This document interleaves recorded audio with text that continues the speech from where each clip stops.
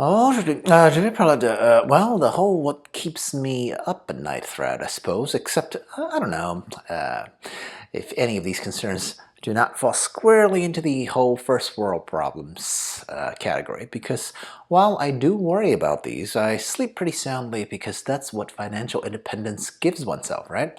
Some reasonably large margin for error and chaos.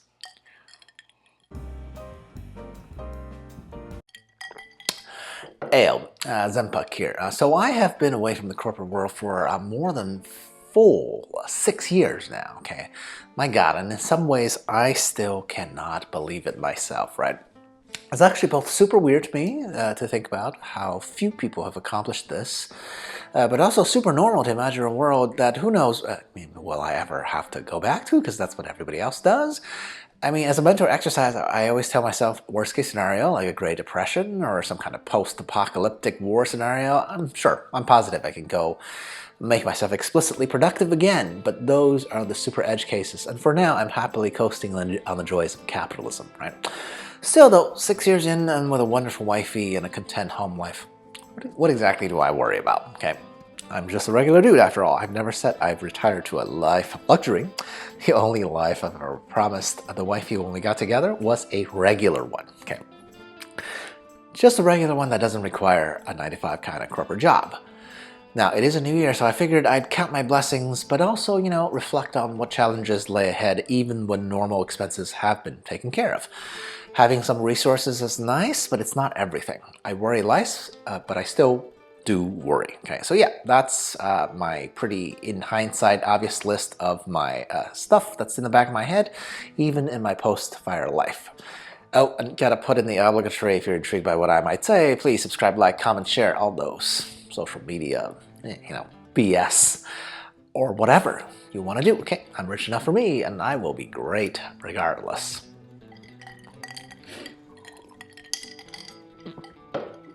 So number one worry, healthcare. This is the obvious elephant in the room for people who want to fire. I get tired of talking about politics, either in public or private, to be honest, especially after last year, right? But in this specific case, there are some effects on fire, right? Lots of people that I know who are into this subject worry about how to get it at a reasonable rate, especially in a world that is probably a little iffy for the Affordable Care Act again. Now, I'm no doomsayer. The reality is that even before ACA, aka Obamacare, it was still possible to get health insurance in this country as a private individual. The only issue is how much it's going to cost and what it covers, or who it covers, right? I'm also speaking, I understand, from a pretty privileged position because I'm not an actual senior. I don't have any chronic conditions that I know of, knock on wood, okay? So basically, if anyone is still able to get reasonable health insurance, it's probably a household of someone as old as wifey and I. But generally, this is a problem because the American healthcare system is just a bit of a crapshoot. Even if I'm being the most polite, okay?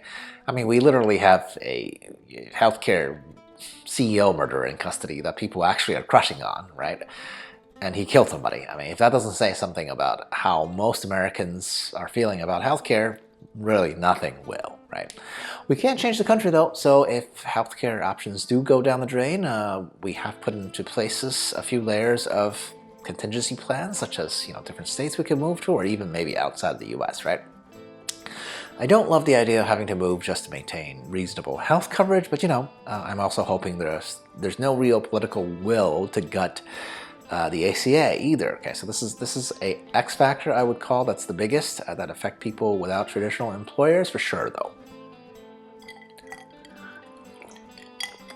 Second biggest source of worry for me, I think one-off expenses, right? Now this item, I mean, honestly, this is where our withdrawal rates gets closer to 4% a year is when we have large one-off expenses, like, multiple items for renovation, or perhaps whenever we get to replacing wifey's car.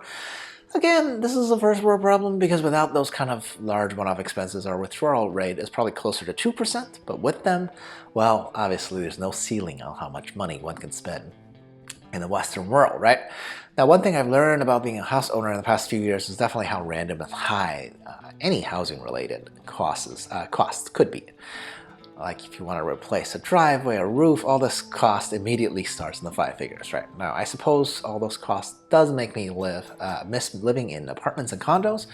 I know when I lived in a condo, people complain about, how the condo's always increasing your HOAs, but good God, that is nothing compared to the kind of cost for major repairs on a single family home, okay?